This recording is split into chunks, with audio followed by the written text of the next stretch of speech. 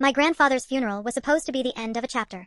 Instead, it was the opening act of a masterclass in revenge, planned months earlier from a hospital bed. 3 days after the burial, our family exploded, secrets detonated, and I realized the calm, polite faces I grew up with were actually actors in a scheme that my grandfather had scripted to ruin them. This is how he pulled it off, and how I nearly lost everything before I discovered the truth. When I think back to the weeks before the funeral, the memory is oddly domestic. The way my grandmother's china rattled in the buffet when my mother set out appetizers, the chewing of almonds at the church reception, the hum of lawnmowers that weekend as if nothing heavy had settled over our house. We wore our polite grief like matching black at the grocery store, in the PTA emails, at the cafe where Mom still took meetings. My grandfather, Frank, to everyone who knew him for 50 years, had always been the sort of man who kept the family ledger in his head. He was quiet, tidy, and suspiciously precise with his calendar. He liked crossword puzzles and Morning Joe. But behind that ordinary middle-aged exterior was a mind that catalogued slights and tallied favors, a man who believed in rules and punishments and who had the means to make both stick. He was the family anchor. When my cousin Liam burned his hand at 13 on a bonfire, Grandpa drove an hour to stitch it, then took him out for fries afterward and made jokes that made the pain shrink. When my sister failed a class and wanted to hide it,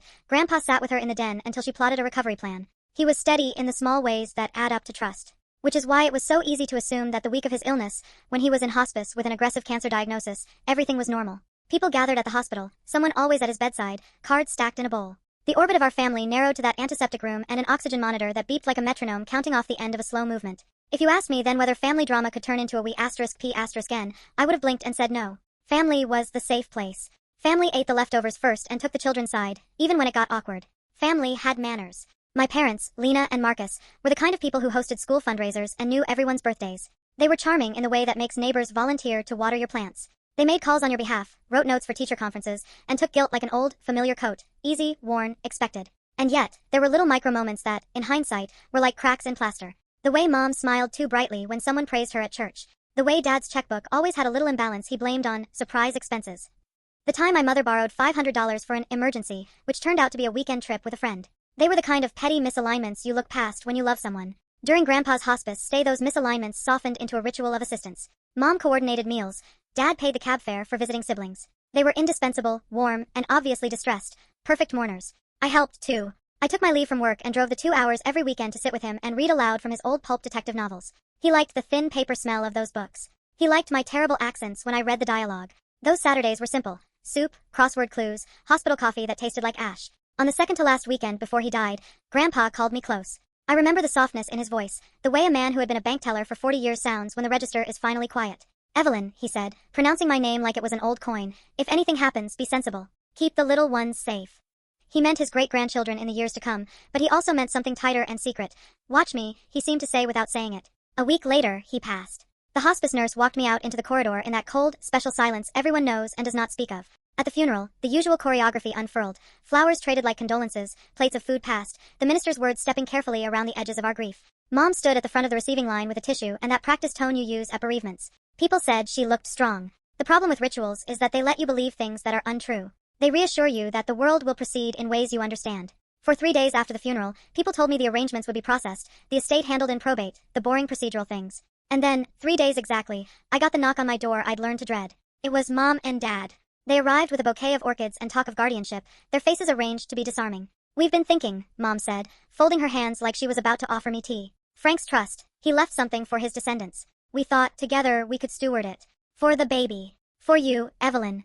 She reached out and, in that moment, her fingers brushed my stomach, a gesture I didn't expect and did not trust. My stomach turned. Grandpa had told me something at the hospice, keep the little ones safe, but he hadn't given me details. I was 2 months pregnant, and the thought of money guaranteeing my child's future made the idea of family cooperation sound prudent. Dad handed me a packet of glossy papers. A trust, he said, that paid out annually for whoever raised great-grandchildren. "It's only right," he said, "that we do this together. Guardianship, temporary until the paperwork settles." They left when I told them I needed time to think, the orchids left on my kitchen table looking faintly theatrical under the afternoon light. I was alone for a long while scanning the trust packet and thinking about how much could go wrong if I let them close enough. My father's poker table grin at holidays, my mother's tendency to prioritize image over substance, it flashed in a dozen small memories like warning lights. It should have been enough to be cautious. But the thing about family is that caution is messy. Set boundaries and you betray the ideal, accept help, and you allow the safety net to become a noose. I tucked the packet tight in a kitchen drawer and told myself I would do what Grandpa wanted, keep the baby safe, but I also told myself there was time to look everything over. I told myself that if family really was family, they'd wait. 3 days later, everything exploded. The explosion didn't come in the form of raised voices or slammed doors. It came as an envelope, thick and cream-colored, stamped with the seal of a law firm I'd never heard of. It was addressed to me, not to my parents, not to the family, but specifically to Evelyn Harper. I sat at my kitchen table with the orchids still wilting in their vase, the unopened trust packet shoved into the drawer beneath me, and slit the envelope with a butter knife. Inside was a letter from an attorney. Per the wishes of the late Mr. Franklin Harper, you are to attend the private reading of his will and supplemental instructions. Failure to attend will result in forfeiture of any claim to estate assets. There was also a single sentence, handwritten in the margin in the curling script I recognized instantly. Don't trust appearances. Trust the math. My grandfather. I must have read that sentence 10 times before the meaning even began to form. Math. Grandpa had been a bank teller, a man obsessed with numbers and balancing ledgers. If he wanted me to trust the math, then it meant, what? That there was something in the numbers, something that would reveal the truth? By the time the day of the will reading arrived, I was more anxious than I had ever been in my life. The attorney's office was a sterile building with glass walls and polite receptionists. My parents were already in the waiting room when I walked in, dressed in somber clothes that looked just a little too rehearsed. My mother's eyes flicked over me like a scanner. My father smiled too wide. Darling, he said, standing to hug me. We're in this together, you know. I stiffened, then sat in the farthest chair. The attorney ushered us into a wood-paneled conference room. There were more relatives than I expected. 2 of my cousins, Aunt Marianne, even Uncle James who had sworn he wouldn't travel for something as dull as probate. Everyone had that tight, anticipatory look of vultures circling something they weren't sure was dead yet. The will itself started predictably enough. Small bequests to cousins, donations to a church, a college fund for the youngest grandchildren. Then the attorney cleared his throat and read the part that made my mother sit bolt upright. To my granddaughter Evelyn, I leave the primary trust, which contains the bulk of my estate. However, this inheritance is conditional. She must solve a series of instructions I have prepared. If she fails, her share reverts to the secondary beneficiaries. The room erupted. What the hell does that mean? Aunt Marianne snapped. Conditional, my father repeated, his face turning red. But my hands were trembling because I understood immediately. This was it. This was the revenge plan. The attorney set down the will and slid a locked metal box across the table toward me. Taped to the top was a single envelope with my name in Grandpa's shaky handwriting. I opened it. Inside was a note. Evelyn, if you're reading this, then I'm gone. You're the only one I trust to finish what I started. Everything you need is in the numbers. Start with the ledger. Keep the baby safe. Grandpa. The ledger. I knew instantly what he meant. His old accounting books, the ones stacked neatly in his study. But before I could even process it, my mother lunged forward, eyes blazing. This is absurd. She's too young, too naive. Marcus and I should oversee this. We've been managing family affairs for decades. The attorney's face was neutral. The instructions are clear. It's Evelyn's responsibility. My father muttered something under his breath, but I caught the words. He set us up. That was the first moment I realized my grandfather hadn't just left me an inheritance. He had left me a puzzle designed to expose something ugly, something he knew would come crawling out the second money was involved. The first warning bell wasn't just the letter. It was the way my parents looked at me when the attorney shut the box and slid it back across the table. Their smiles were gone, replaced by something harder. They weren't planning to let me keep it. And Grandpa knew. I left the attorney's office with the locked metal box tucked under my arm like contraband. My parents didn't speak to me as we filed out. They didn't have to. Their eyes said everything. This isn't over. By the time I got home, the air in my apartment felt heavy, like the box itself was radiating heat. I set it down on the table and just stared at it. No key had been provided, no combination code. Just Grandpa's note. Start with the ledger. I didn't sleep that night. At dawn, I drove to his house, the one that smelled faintly of old coffee and lemon furniture polish. It was quiet without him, almost eerily so, like the walls knew he wasn't coming back.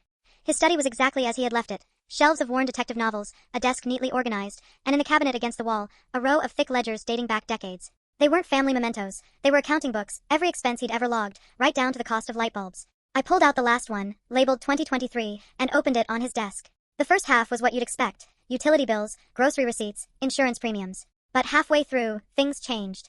Numbers didn't line up anymore. Transactions appeared, then vanished in the margins. Payments to names I didn't recognize. And scribbled notes in Grandpa's spidery handwriting. Cross-check with bank. Not clean. Don't trust Marcus. My stomach dropped. My father's name. I turned more pages, and there it was again. Lena pulled advance. Claimed emergency. Missing funds. My mother's name. Suddenly, the will made sense. Grandpa hadn't just created hoops for me to jump through. He had planted evidence. He knew what they'd done, and he wanted me to see it. I barely had time to process before my phone buzzed. A text from Mom. We're outside. Let us in. I peeked through the curtains. Sure enough, their car was in the driveway. My pulse spiked. How did they know I was here? I didn't answer the text. Instead, I shoved the ledger into my bag and slipped out the back door, heart pounding like I was in one of Grandpa's pulp thrillers. I drove until my hands stopped shaking, finally pulling into a gas station 2 towns over. That's when the calls started. Mom, Dad, then Aunt Marianne. One after another, buzzing like angry hornets. I didn't pick up. By evening, my voicemail was full. You're making a mistake. You're not thinking clearly. That money was meant for the family, not just you. Family. They said the word like it was a leash. I realized then what Grandpa meant by, keep the baby safe. This wasn't just about money. It was about protection. He knew my parents would circle like vultures the second he was gone. He knew they'd use me, pressure me, isolate me. And he was right.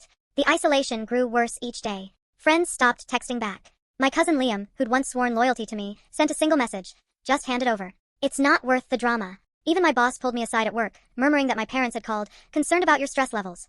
They were building a case. A narrative. Painting me as unstable, incapable. It was exactly what Grandpa warned me about. One night, exhausted and paranoid, I unlocked the metal box with a hairpin I bent into the lock. It clicked open, and inside I found not stacks of cash, not jewels, but more papers, photocopies of checks, bank statements, and handwritten annotations in Grandpa's unmistakable hand. Each one tied back to my parents. Withdrawals that never matched deposits. Credit cards in their names but billed to his accounts. A paper trail so damning I couldn't breathe.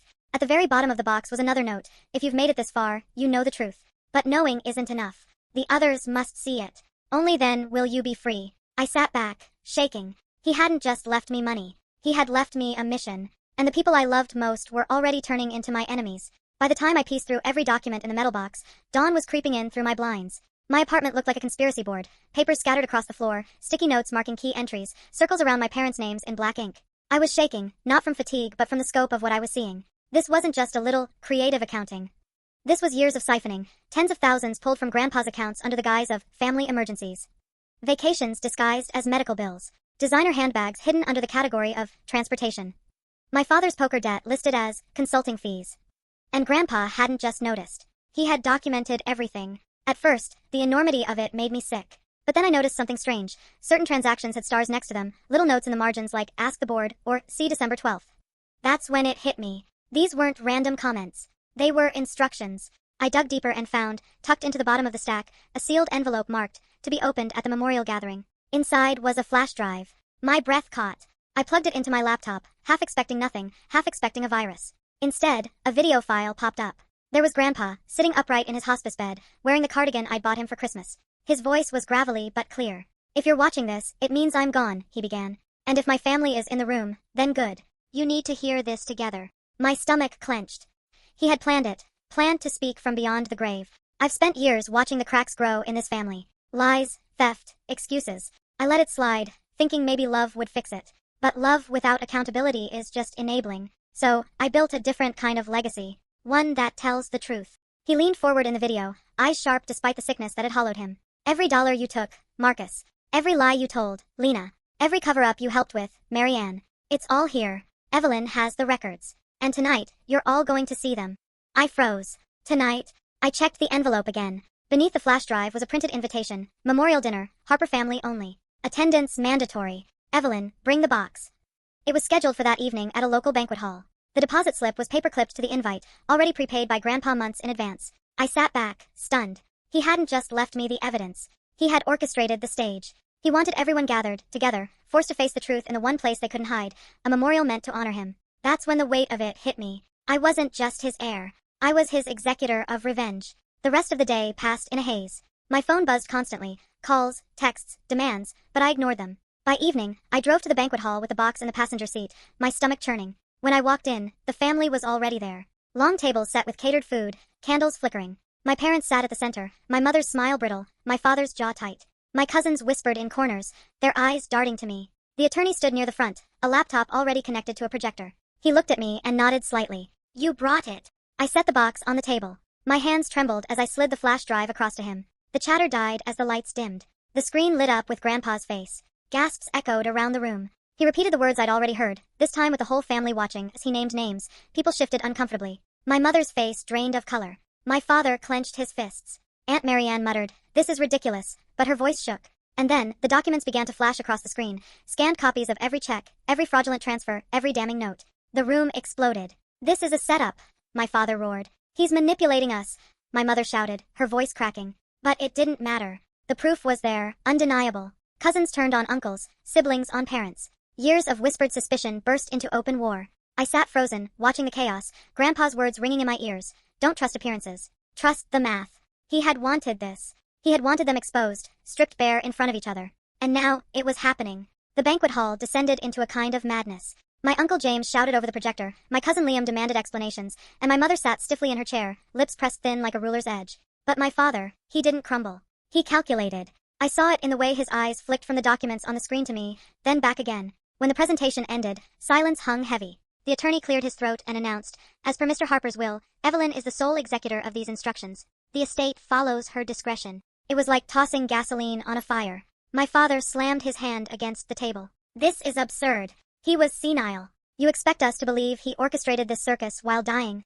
My mother followed up, her voice sharp. "Evelyn is overwhelmed. She's pregnant, for God's sake. She doesn't know what she's doing. We should handle the estate, for her safety." There it was. Their counterstrike wasn't denial alone. It was a campaign to strip me of authority, to paint me as unstable and incapable. And they didn't waste time. The very next morning, I received a notice in the mail, a petition for guardianship, filed by my parents, claiming I was under undue stress and at risk of poor judgment.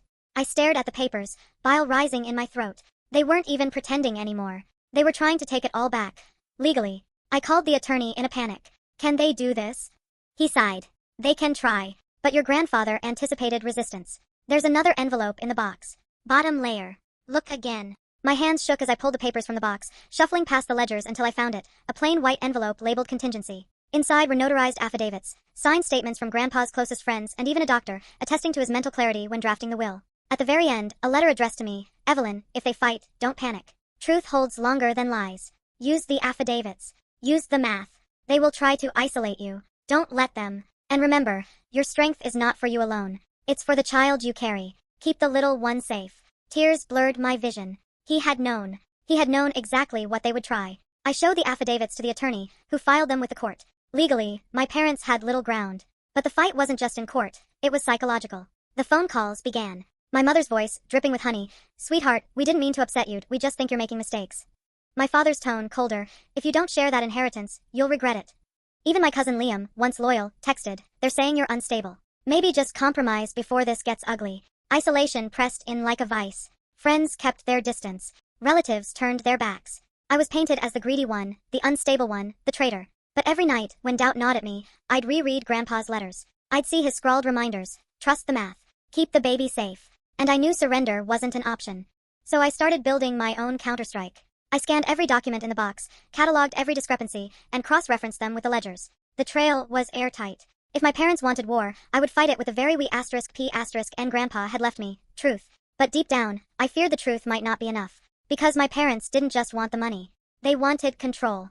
And people who want control don't stop when they lose in court. They come for you another way. The court date came faster than I expected. My parents had filed their petition for guardianship with unnerving speed, and within a week we were sitting in a family courtroom that smelled faintly of dust and disinfectant. I sat at the petitioner's table, my attorney beside me, my hands shaking under the desk. Across the aisle, my parents looked like polished statues. My mother in her black blazer, my father in a navy suit, both exuding calm authority. If you didn't know them, you'd think they were the victims of a cruel misunderstanding. The judge began by reviewing the filings. My parents' attorney painted me as overwhelmed, emotional, not yet prepared to handle the responsibilities of a multimillion-dollar trust. He even mentioned my pregnancy, calling it a complicating factor that clouds her judgment. My mother dabbed her eyes theatrically. "We only want to protect her, Your Honor. She's young, and this is so much responsibility." For a moment, the courtroom seemed to tilt against me. Their performance was impeccable. But then my attorney stood, and with quiet precision, he laid the affidavits on the judge's bench, the signed testimonies from Grandpa's friends, the doctor's confirmation of his mental clarity. And then came the bombshell. My attorney slid forward a thick binder I had prepared, filled with the scans of every fraudulent transaction, every misused fund. Your Honor, not only was Mr. Harper of sound mind when drafting his will, he did so with clear intent, to protect his granddaughter from the very individuals who repeatedly siphoned his money for personal gain. Gasps rippled through the small courtroom. My father's face darkened. My mother's lips trembled, her facade cracking. The judge flipped through the binder, eyes narrowing. "Mr. and Mrs. Harper, do you deny these transactions?" My father started to speak, but my mother cut him off. "This is out of context. Frank wanted us to use that money. He said so." The judge raised a brow. "Do you have documentation of that?" Silence. In that silence, I felt my grandfather with me, his voice in my head. "Don't trust appearances. Trust the math." The judge's gavel struck once. Petition for guardianship denied. The estate remains with Evelyn Harper.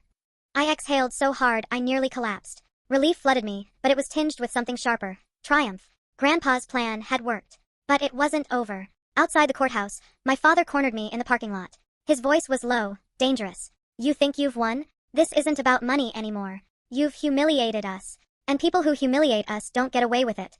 My knees shook, but I forced myself to meet his eyes. "I didn't humiliate you. Grandpa just showed the world who you really are." He sneered, stepping closer. "You'll regret this." Before I could reply, a car pulled up, my Aunt Marianne in the driver's seat. She glared at me like I was poison. "Get in," she barked to my parents. They left with one final glance of hatred. I stood in that parking lot, the autumn wind whipping around me, and realized something chilling. Grandpa hadn't just wanted to expose them. He wanted me to face them, to see their true faces without the mask of family.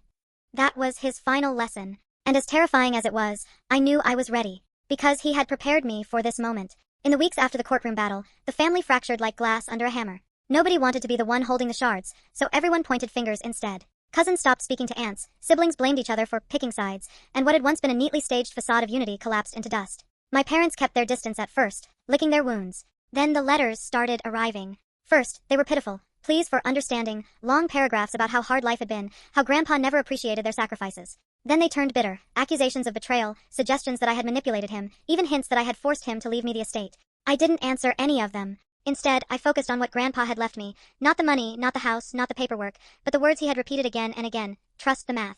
Keep the baby safe. The money I inherited didn't feel like mine.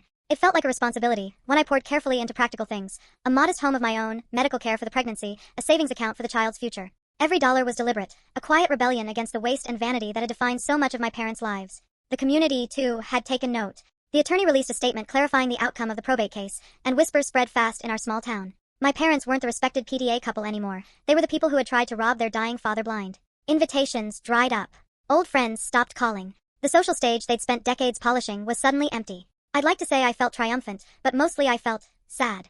Sad that it took Grandpa's death for the truth to come out. Sad that love for them had always been tangled with power and appearances. But I also felt free. One evening, months later, I sat in my new kitchen, rocking gently as my newborn daughter dozed in her bassinet beside me. The house was quiet except for the creak of the rocking chair. On the table lay one of Grandpa's ledgers, open to a blank page. I'd started using it as a journal, writing little notes about the baby, recording milestones, marking down hopes for her future. It felt right, continuing his ledger, but not with numbers. With life. I thought about the elaborate plan he had crafted, a revenge scheme that reached from his deathbed into the very core of our family. He could have just cut my parents out of the will. He could have left me the money quietly. But he hadn't. He had chosen spectacle. Exposure. Truth displayed like a courtroom exhibit. And in doing so, he had given me more than security. He had given me clarity. The baby stirred, and I reached down to stroke her tiny hand. "You'll never have to wonder if you're enough," I whispered. "You'll never have to doubt who's in your corner. I promise you that." As I said it, I felt him with me, not in some mystical way, but in the memory of his steady voice, the way he had prepared me for everything I'd faced. He hadn't just organized revenge. He had built a safety net of truth, strong enough to catch me when the family tried to tear me apart. I would never forget that. And as I closed the ledger for the night, I smiled faintly. Because maybe revenge wasn't the right word for what he'd done. Maybe it was justice. Maybe it was love, disguised as math and meticulous planning. Either way, it was his final gift. And it was one I intended to honor for the rest of my life.